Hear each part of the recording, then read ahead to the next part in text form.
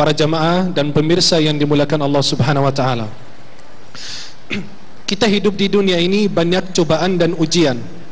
Bahkan Allah bersumpah di dalam surat Al-Balad, Allah telah menciptakan manusia dalam susah payah.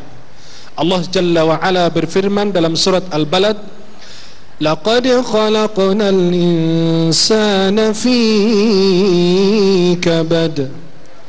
Sungguh kami telah ciptakan manusia dalam susah payah. Hari ini senang, besok susah. Hari ini kaya, besok miskin. Hari ini miskin, besok kaya.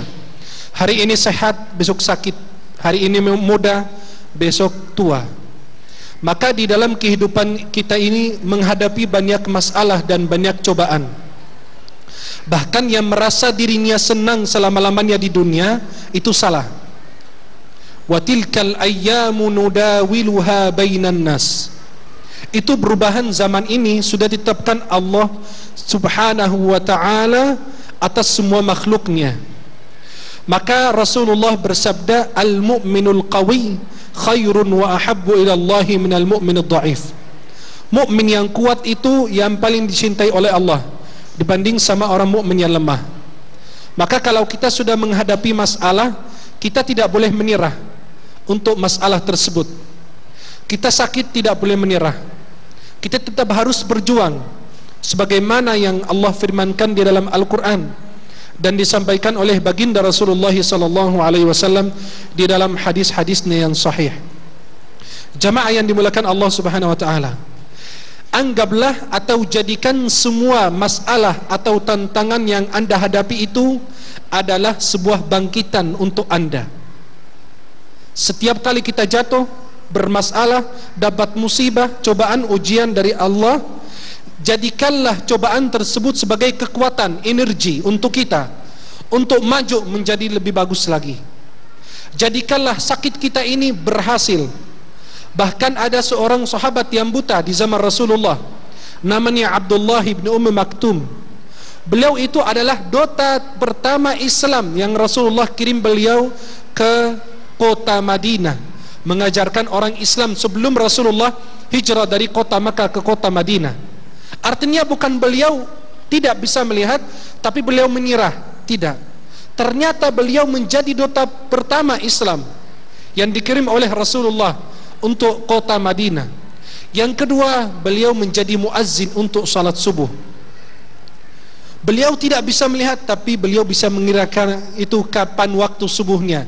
Lalu beliau membangunkan orang yang bisa melihat. Berarti jangan jadikan semua masalah yang kita hadapi itu sebagai apa? Ujian, saya berat, saya tidak bisa bergerak kemana-mana. Allah kirim.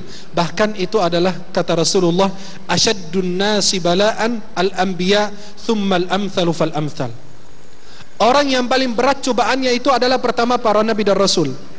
Kemudian yang kedua adalah para nabi. Kemudian orang-orang berikut mereka. Maka Rasulullah sallallahu alaihi wasallam dicaci maki oleh kaum musyrikin. Beliau sallallahu alaihi wasallam menghadapi banyak cobaan dan tantangan dalam beliau menyebarkan dakwah Islam, menghadapi Abu Jahal dan Abu Lahab. Tapi Rasulullah tidak menyerah. Tidak mudah menyerah sallallahu alaihi wasallam. Akan tetapi beliau masih berjuang. Nabi Nuh angkat tangan langsung bersama umatnya, lalu berdoa atas umatnya, terjadilah banjir di muka bumi ini. Nabi Musa dan Nabi Isa, Nabi Lut dan seterusnya. Tapi untuk Nabi Muhammad SAW sesudah beliau pulang dari perjalanan Taif, beliau SAW dilempar dengan batu sampai kakinya berdarah.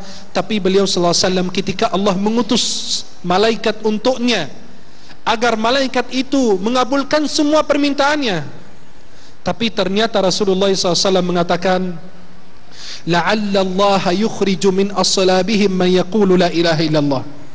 Saya berharap, perhatikan, kata Nabi, beliau tidak menyerah.